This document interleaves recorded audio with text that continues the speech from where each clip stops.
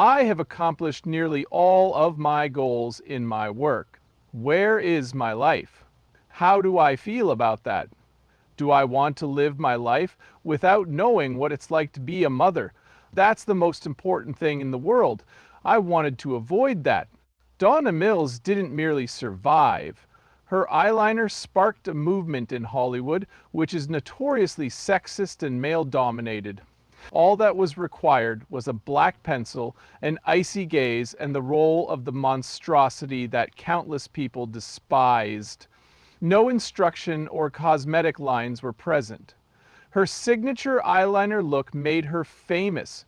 People referred to it as the Donna Mills look, but it wasn't really a style. The woman who lay behind that piercing stare and those formidable features was truly unique. Despite suffering from arthritis, she worked as a secretary for a technical magazine, adopted a child at the age of 50, and never got married. Not a single wrinkle appeared as a result of her efforts. Donna Mills's life is about more than her age, her stardom, or her starring role as the villain on television. This is the tale of a lady who had the guts to do what she wanted, be herself, and triumph in the most understated manner imaginable.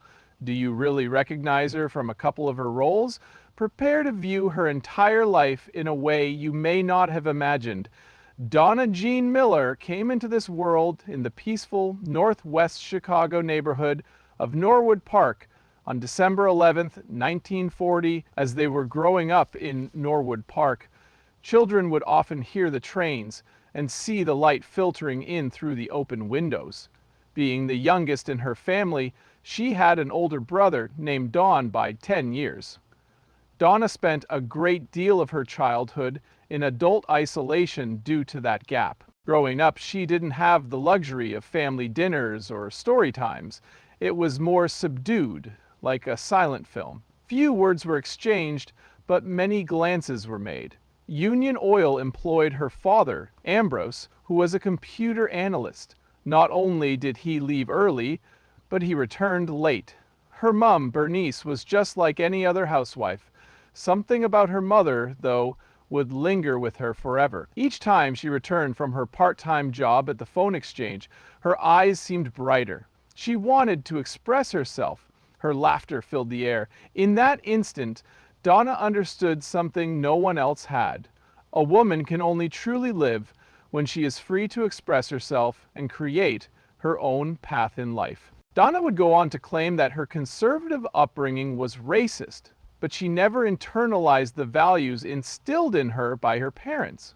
The voice of a guilty child wasn't heard when Donna stood up in class and asked, "Before we judge the South for racism, how many of you have a black friend?" Instead, it was the realization of a child who learnt too early that prejudice exists. Ron, a former student of Donna's, recalled that she took a baseball hit to the stomach. The agony intensified to the point that she cried out in pain. Standing motionless, she struggled to suppress her sobs and gather her composure. Prior to learning to ask for help, that girl was capable of handling things on her own. She completed her education at Garby Elementary and Taft High. One of Donna's contemporaries, Jim Jacobs, who would later pen Grease, claimed that Olivia Newton-John's Sandy was an inspiration for Donna. Sandy is quiet, unassuming, and unpredictably unique. She is also innocent and serene. A year into her time at the University of Illinois at Urbana-Champaign, Donna decided to leave. There, she belonged to the Delta Gamma sorority. Safety was not her priority. Art was. The art of dance was her first love. In order to hone her acting skills, she sought out roles in summer stock companies.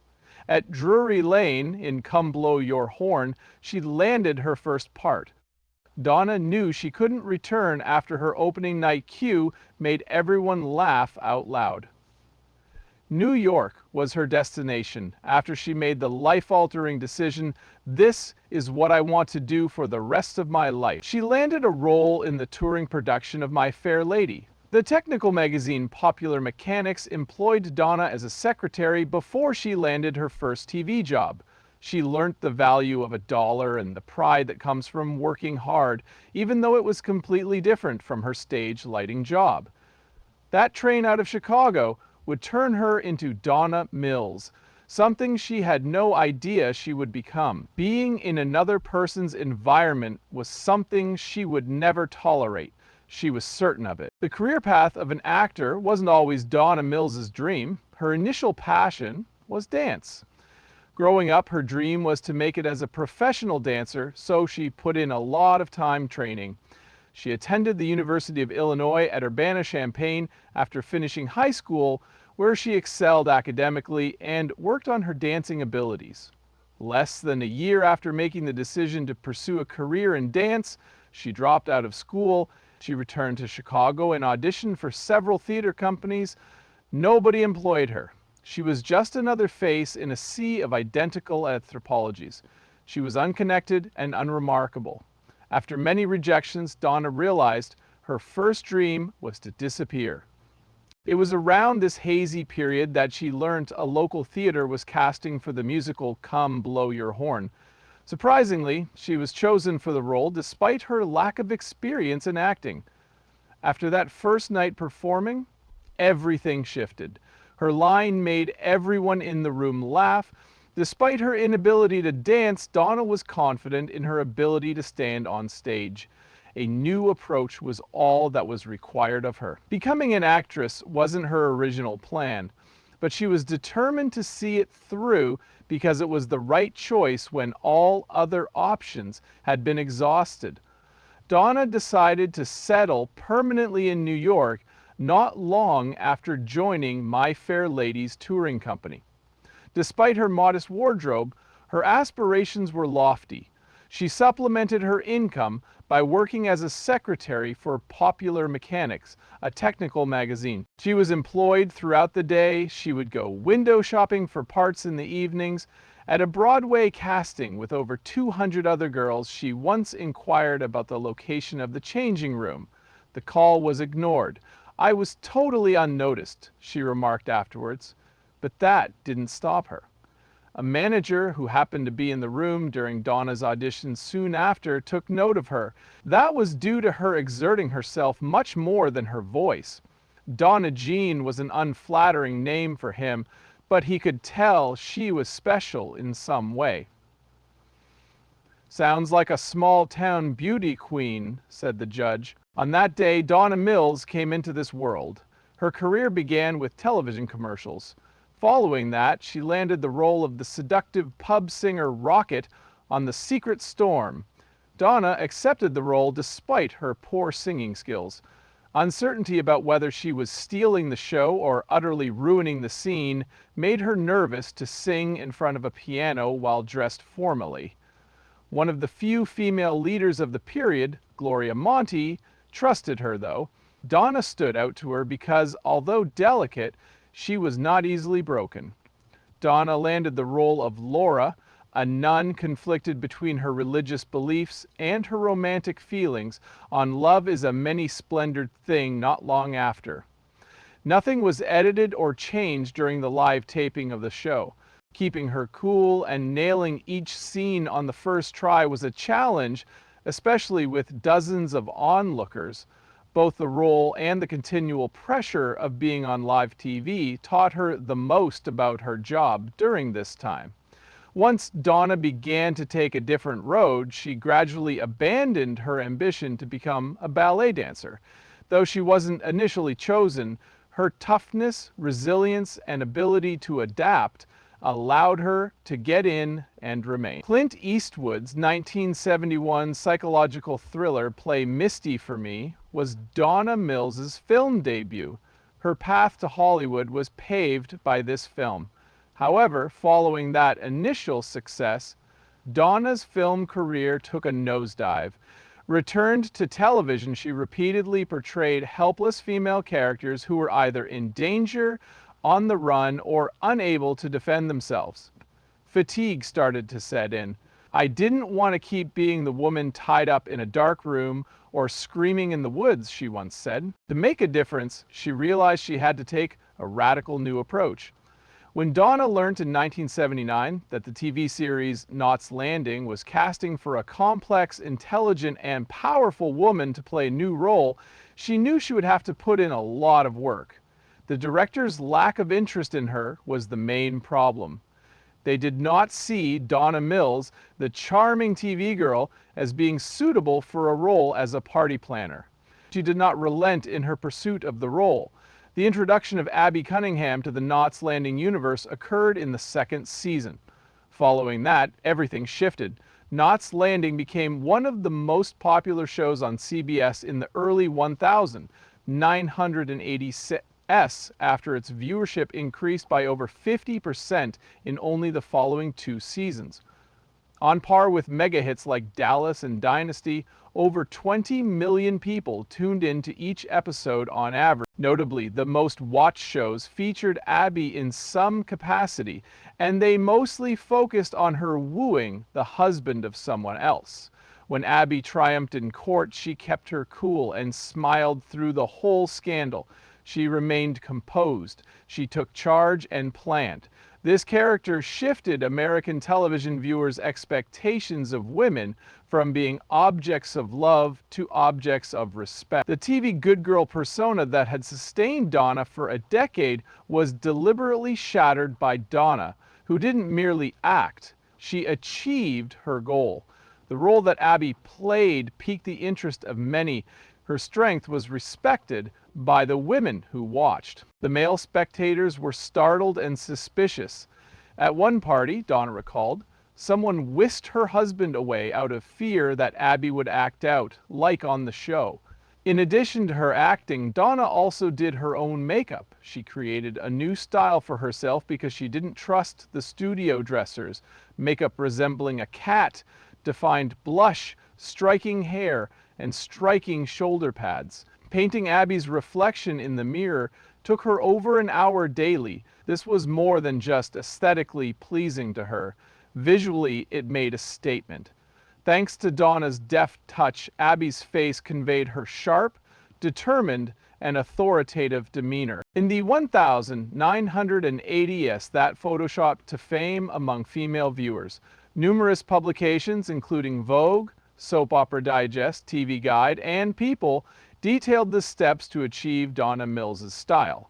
Soap Opera Digest dedicated an entire issue to perfecting the Abby look, which consists of heavy cat eyeliner and high blush, and People magazine dubbed her the woman who taught American women how to be smart, beginning with their makeup. The Abby look was popular in American beauty supply stores, and she was named by Vogue as one of the most powerful faces in the world, right up there with Joan Collins, a force that could move an audience without raising her voice. Donna rose to fame in the public eye for both the role and her handling of her on-screen persona. She proved that one television role could characterize a whole generation. Suddenly, after 9 seasons, when her fame was at its peak, Donna left Knots Landing. Because she was bored with the role, she refused to play it. What she really wanted was to have control over the stories she told. In addition to starting her own production company, she had creative control over the stories she starred in and the messages they conveyed. In the 1991 film Runaway Father, she portrayed a woman whose husband abandoned her as she traversed the United States in search of him. A real court case served as the basis for the story. In the 1992 film In My Daughter's Name, she portrayed a distraught mother who takes revenge by killing her daughter's killer. She had to push herself emotionally and morally to her limits during this challenging psychological section. The fact that her films were consistently profitable, played frequently on cable, and established her as one of the few female solo producers during that period was significant. The goal of Donna's film career was not stardom. She created them with the intention of deciphering the message and profiting from her selections. "I was never poor, but I always had to watch every penny," said the woman. "I grew up in that manner. No matter how much money I made, I always managed to save a lot." With that feeling of mastery and accountability, Donna was able to maintain a steady life. She didn't have to deal with any issues, breakdowns, or anything else besides her art in order to survive. From then on, everything proceeded swimmingly. In 2015, for her work on General Hospital, Donna Mills was honored with a Daytime Emmy. It had been over 40 years since she had first opened for business. At the pinnacle of her Knots Landing career in 1989, she had previously won 3 Soap Opera Digest Awards for her outstanding bad girl roles in 1986, 1988, and 1989. Few can boast of having been famous for a while, taking a break, and then returning to win it all again. Donna Mills was the one who did it. No one has ever tied the knot with Donna Mills. But it didn't imply her love for him either. When love finally did find her, it was a game changer, but it was a slow and arduous process. During her younger years, Donna was in multiple relationships. Although some lingered for longer periods of time than others, ultimately none of them truly made it. Alan Adler, a film director who was once known to have dated her, was charming and intelligent, but lacking in the emotional depth necessary for a more substantial relationship. Next, there was actor Vic Valario, whose artistic passion and stunning good looks stunned Mills. However, they ended their relationship when they realized their future goals were incompatible. For 20 years, she was romantically involved with Richard Holland. Holland had a son named Damien from a prior marriage. He was also an advertising executive. The singer Chaka Khan was Holland's ex-husband. They crossed paths in Mexico in the 70s after suffering heartbreaks separately. Because of this, Holland felt compelled to gaze upon Mills. Mills, a woman in her 30s at the time, had no romantic intentions. All she wanted was to find someone to talk to who could lift her spirits. Loving one another was never easy, but it did grow. Fundamentally, they were adversaries. Donna lived her life rapidly and with her sights set on the next objective. Holland proceeded at a leisurely pace and was forthright about his ability to go months without exerting himself and yet be perfectly fine. Nobody believed Mills, even among his friends. The press labeled him as someone who craves wealth. I knew the public didn't like him, but I didn't let that affect me, said Donna. How Donna accepted Holland's history was the foundation of their profound friendship. She treated his son Damien with the utmost care, as if he were her own. The time the boy spent with Mills made him feel like he belonged there. He provided the child with a comfortable bedroom and other necessities to help him feel at home. Even before she had children of her own, she knew she wanted to be a mother. However, no amount of love could reconcile their dissimilarities. They were together for 20 years, but they broke up and reunited multiple times.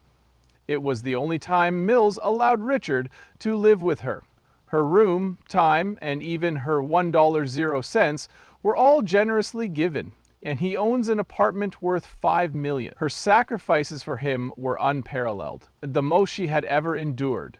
They made an effort, but ultimately they were unable to coexist. Neither marriage nor procreation occurred. Donna left despite her hurt feelings because she believed the relationship was holding her back from reaching her full potential.